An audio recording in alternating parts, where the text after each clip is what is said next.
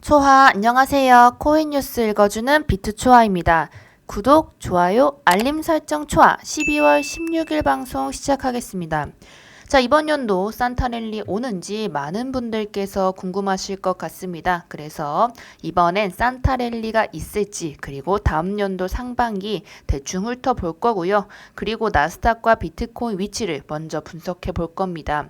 그리고 상패에 대한 이야기들이 좀 많죠. 특히나 루나의 위믹스 영향으로 인해서 어떤 코인들이 계속 문제가 될 수 있는지 살펴보도록 하겠습니다. 그리고 G20 국가들의 화폐 개혁이 이제 일어날 것이다 라고 말씀드렸는데 그것에 대해 말씀을 드릴 예정입니다. 자, 우선은 비트코인 위치 일봉상으로 보겠습니다. 보시다시피 이제 상승 추세 라인을 그렸을 때 살짝 깨고 이제 떨어지는가 봤더니 이 라인이 16.8K의 지지선을 딛고 다시 올라줬습니다. 그래서 지금 보시는 바와 같이 이 주황색 라인이 생명줄이다 라고 보시면 될 것 같고요. 비트코인은 1시간 봉상으로 보시면 단기 추세가 나옵니다. 1시간 봉으로 보면 17.5K 부근이죠. 여기 라인을 뚫어주지 못할 시에 이제 앞으로 있을 때 하락을 할 것이다 라는 생각이 들고요. 특히나 이 주황색 라인을 또 터치해 주고 나서는 이제 그 아래로 하락할 가능성이 있습니다. 그래서 여기서 이제 좀 잘 버텨줘야 한다라고 생각이 들고요.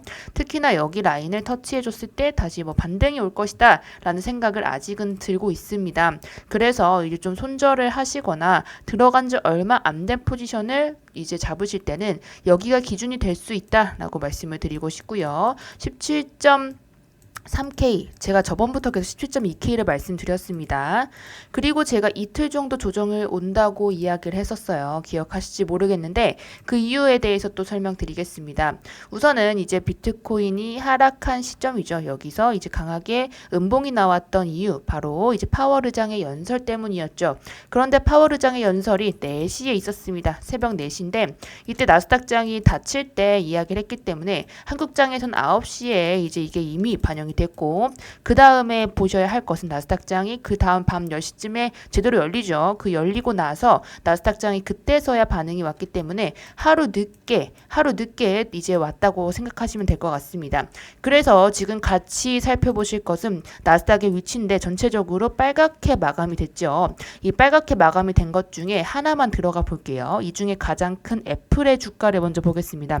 보시다시피 여기가 중요한 하락 추세죠. 이 추세를 이제 과연 여기서 벗어나는 하락이 있을 것인가 이것에 굉장히 중요한 지지라인이죠. 이 지지라인을 딛고 우선은 대충 조금 올려주고 끝났습니다. 그래서 지금 3연속 하락이 나왔는데 중요한 지지선을 딛고서는 항상 기술적인 반등이 지금까지 동반이 되었습니다. 그래서 오늘 나스닥장이 열리게 된다면 잠시 동안의 단기 상승이 일어날 수 있다라고 말씀을 드린 거고요. 그 단기 상승의 위치가 이 주황색 봉에 터치를 하고 나서 어떤 움직임이 나오는지 지켜볼 필요가 있습니다.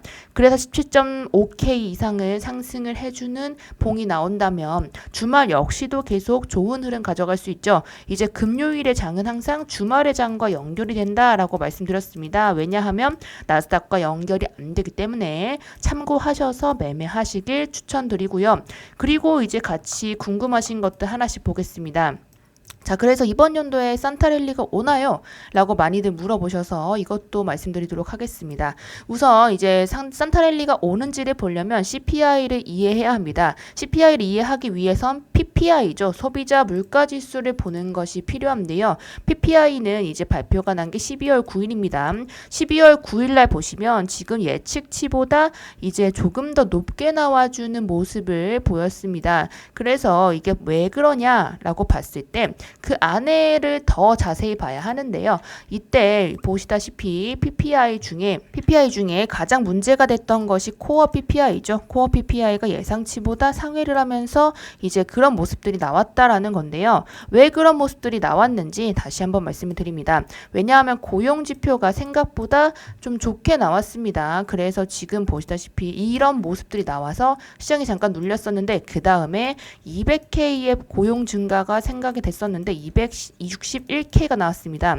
그래 전체적으로 고용의 상태가 좋다라고 판단이 되니까 그 다음에 당연히 는 것은 소비자 물가가 늘었음을 그때 아셨어야 해요. 그래서 예측치보다 높게 나오는 것이 당연하다라고 판단이 되는 거고, 이런 모습을 지닌 상태에서 그러면 CPI가 어떻게 나왔지라고 봤을 때 예측치보다 훨씬 낮게 나왔죠. 그래서 제가 이거 설명해 드렸습니다. 이때 많은 분들께서 최종금리가 4.5에서 5% 미만으로 될 것이다 굉장한 기대감을 가지고 있었어요. 피크아웃이다 라는 이야기가 시장의 전반적이었으니까요. 그런데 전체적으로 살펴본다면 어떤 것이 가장 문제인지 같이 보겠습니다.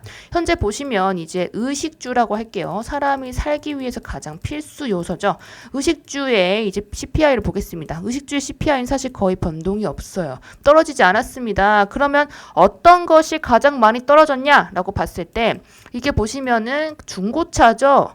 중고차 그리고 그냥 일반 차죠. 가솔린 그리고 그거와 연결된 건 가솔린이죠. 이런 것들은 사실 대폭 이제 많이 하락을 했죠. 그때 제가 말씀드렸던 게 에너지 섹터가 마이너스가 된다고 다 좋은 건 아니다. 그때 같이 보셔야 하는 건 식량의 모습이다. 식제품의 그런 주가나 이런 것들을 봐야 한다라고 말씀을 드렸는데 지금 보시는 거와 동일한 상황입니다. 이런 이야기가 도는 것들은 경기 침체가 아니느냐라는 이야기가 돌 정도의 이제 그런 모습인데요. 왜냐하면 의와 식과 주는 우리가 살기 위해서는 꼭 필요한 것들이죠. 그래서 이제 사람이 힘들다라고 판단이 되면 가장 먼저 줄이는 게 뭘까요? 사지 않는 겁니다. 사치품을 사지 않는 거고 있는 것을 이제 다음에 바꾸는 거죠. 그래서 차도 사지 않고 그러면 차 탈 시간에 걸어가자. 그래서 이제 이용을 좀 덜하죠. 그래서 이게 마이너스가 되는 거죠. 전체적으로 봤을 때 혹시 경기 침체가 아니냐라는 생각이 들 정도의 CPI가 나왔고 그 상세 내역에 그랬습니다. 그래서 이렇게 같이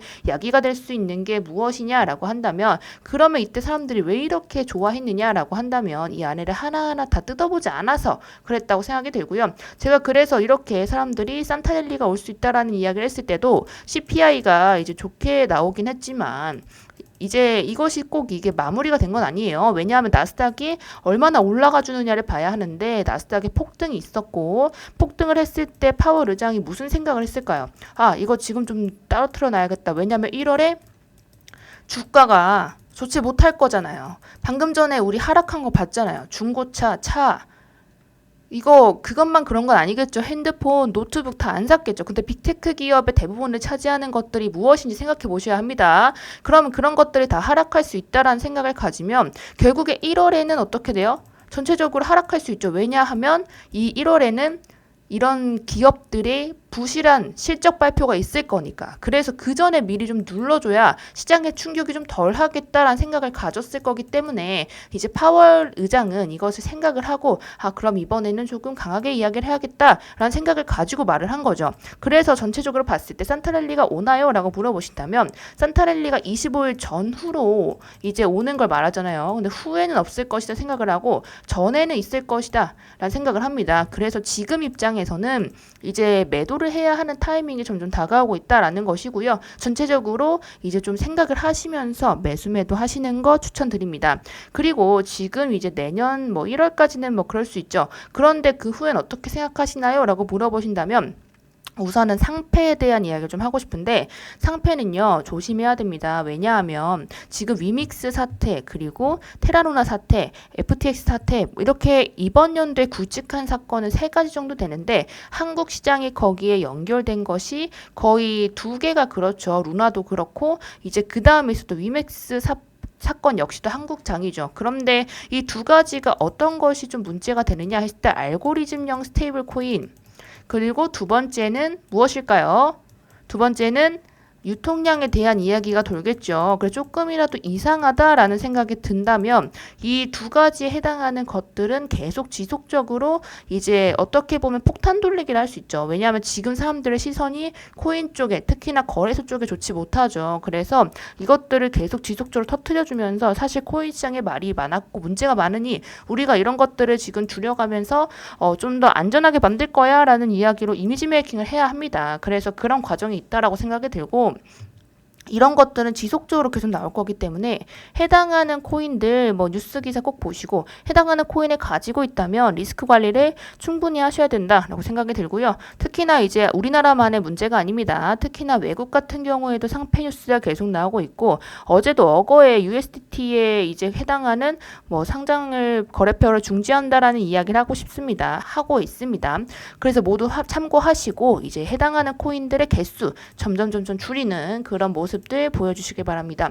그리고 지금 상태에서는 바이낸스가 뭐 공격을 받았다라고 이야기했는데 그거는 FTX 사건에 있었던 물량, 그때 FTX 사건으로 인해서 바이낸스에 흡수되었던 물량들을 조금 정리하는 모습 수준으로만 이제 매도세가 있었다라는 얘기를 하고 싶고요. 그래서 바이낸스가 망한다 이런 이야기들은 모두 이제 좀 들어주지 않으셔도 됩니다. 그리고 마지막으로 말씀드리고 싶은 건 바로 중국과 이제 다른 나라들의 관계인데 이제 중국의 금고가 금으로 넘친다라는 뉴스가 이제 이번 연도 초반에 나왔어요. 사실 그 전부터 계속 나왔던 건데 사실 미국이 달러를 지속적으로 상승을 몇 차례나 했죠. 1980년대부터 지금까지 현재까지 계속 미국은 달러를 많이 늘리고 줄이면서 결국에 주변 국가들에게 피해를 끼치고 본인들의 국가는 이제 빨리빨리 상승하는 모습들을 보여줬어요. 그래서 그럴 때마다 옆에 있는 국가들이 다쳤는데 지금 현재는 유럽 국가가 다칠 수 있다는 거죠. 그래서 이런 모습들은 이제 미국 입장에서는 사실 미국 입장에서는 어쩔 수 없는 거지만 주변 국가들은 이제 달갑지 못하죠. 그래서 이런 주변 국가들은 이제 아무래도 미국의 달러를 대체해서 무엇인가 해야겠다라는 생각을 가질 건데 특히나 중국은 그런 생각을 많이 했습니다. 특히나 누구랑 손을 잡았냐면 중동 쪽과 중국 그리고 러시아는 긴밀한 관계를 가지고 있어요. 그래서 2018년에 이미 중국의 GDP를 거의 다 따라잡았을 때 이제 어떤 일을 했냐면 상하이에서 원유를 위안화로 결제하는 행동을 했었는데 그것은 이제 그때 당시에 강했던 미국의 제재를 받습니다. 그래서 그때 이제 좀 못다한 꿈을 이제 펼치지 못했어요. 근데 중국이 이제 아무래도 바다가 없어서 그때 이제 말라카협이나 이런 것들이 금지가 당하면서 중국은 사실 이런 것들을 좀 많이 후회가 아니라 좀 약간 칼이 갈았다 할까요? 그래서 그때 다음에 했던 게 1대1로예요. 그래서 땅으로 가겠다. 우리는 육지가 많으니 그렇게 생각을 해서 이제 그때 생각했던 것은 에너지를 우리가 그러면 그렇게 우리가 주고받고 하겠다. 우리가 무역하겠다라는 것이 여기 드러난 거죠. 그래서 그때 당시에도 뭐 말이 많았지만 현재적으로 말씀을 드리면 전체적으로 중국과 중동, 러시아는 이제 긴밀한 관계를 끼치고 있고 특히나 지금은 이제 달러 체계에 굉장히 불만을 가진 사람들이 많고 G20 국가들의 대부분 친중에 포함하는 국가가 많습니다. 그래서 이번에 또 말씀드리고 싶었던 건 중국과 중동이 지금 계속 주목하고 있는 섹터는 메타버스 섹터고 계속 이제 그쪽으로 돈이 몰리고 있고 이야기를 하고 있습니다. 모두 참고하시면 좋겠고요. 그리고 또 이야기 드리고 싶었던 것은 다시 한번 석유와 가스를 위안화로 결제하는 것을 추진 중인데 이번에는 이제 CBDC나 그런 것들을 활용해서 결제할 수가 있습니다. 그래서 이번 연도에 당장 뭐 좋아진다 이런 게 아니고요. 전체적인 흐름을 봤을 때는 결국에 달러에 반하는 세력들이 이제 이런 모습들을 많이 보여줄 가능성이 크고 그리고 그 과정에서 우리는 이득을 취하면 된다라고 생각이 들어요. 그래서 문제가 있는 그런 유통량이나 스테이블 코인 이런 코인들의 이제 발행된 것들이 사실은 스테이블 코인이 제가 가장 중요하게 생각하는 코인 두 가지인데 하나는 스테이블 코인이고 하나는 이제 메타버스 섹터예요. 왜냐하면 스테이블 코인은 우리가 이제 투자를 할 때 환전에 해나가는 행위이기 때문에 그냥 그 자체가 중요하다고 생각을 하고 두 번째는 이제 말씀드리고 싶은 건 메타버스 섹터인데 이건 역시도 뭐 우리가 웹3다 NFT다 이런 이야기를 많이 하지만 메타버스 섹터가 전체적으로 봤을 땐 집에 해당하고 다른 것들은 그걸 꾸며주는 기간 뭐 꾸며주는 것이라 생각을 하거든요. 그래서 이 두 가지가 가져야지 전체적인 코인 섹터가 가준다 생각을 하기 때문에 이런 쪽으로 계속 몰고 가고 여기에 계속 돈을 쏟고 하는 행위가 사실은 이제 단기간으로 보는 것은 아니고 중장기적으로 봤을 때 결국에 이제 정말 이쪽으로 가져오기 위해서 좀 코인 시장을 이제 본인들이 가지기 위해서라고 생각을 합니다. 그래서 인도 또한 이제 지금 다시 코인에 대한 이야기가 계속 돌고 있고 특히나 인도도 젊은 층으로 계속 상승을 하고 있기 때문에 인구 대부분이 이제 젊은이죠. 그런데 보시다시피 뭐 30%의 세금을 부과하는 이제 정책에도 불구하고 지금 보시다시피 투자자가 1억 1,500만 명입니다. 그래서 인도 인구 약 15% 이상이 암호화폐를 보유하거나 투자하고 있다 하니 이렇게 브릭스 세력을 중심으로 해서 암호화폐 개혁 그리고 전체적인 이제 달러에 반하는 세력들의 움직임 긴밀하게 봐야 한다라고 말씀드리고 싶습니다. 그래서 이번 다음 연도죠. 다음 연도 1월까지는 뭐 좋지 못한 모습 보일 수 있지만 이제 다음에 그것을 상승장으로 또 이끄는 이제 트렌드 세터랄까요? 그게 정해진다면 결국에는 모두 이제 상승의 관점을 좀 가져도 될 것 같다라고 생각을 하고요. 물론 모든 이제 시장에 뭐 그런 것이 좋다 이런 것이 아니라 결국에는 이제 반하는 세력들의 돈이 들어가고 어디에 돈이 들어가는지 그것을 보야 할 그런 시점인 거죠. 그래서 이제 내년에 1월까지는 좀 좋지 못하다. 그리고 잠시 동안 센트럴리가 올 수 있으니 우선 이 지금 말씀드린 이 라인들 잘 지켜주는지 확인해 보시라라는 거고요. 그 전에 조금 이제 위험 부담이 있으니 전체적으로 1월에 나스닥장이 좋지 못할 가능성이 크니 그 전에 이제 매매하실 것들은 수익을 꼭 챙겨가시길 바라겠습니다. 그리고 내년 상반기에는 지금 말씀드린 화폐 개혁들 그리고 그 움직임들에 향해서 조금 비트코인이나 코인의 가격의 변동이 있을 수 있으니 모두 살펴보시기 바랍니다. 저는 이만 이제 가보도록 할게요. 모두 일주일 동안 고생 많으셨고요. 주말도 잘 보내시기 바랍니다. 그리고 궁금하신 것들 있으시다면 아래 링크를 통해서 들어오셔요. 그러면 카카오톡 방에서 이제 궁금하신 거 남겨드리면 제가 이제 보는 대로 바로 답장을 해드립니다. 자, 오늘도 봐주셔서 감사드리고요. 저는 이만 가보도록 할게요. 쪽바.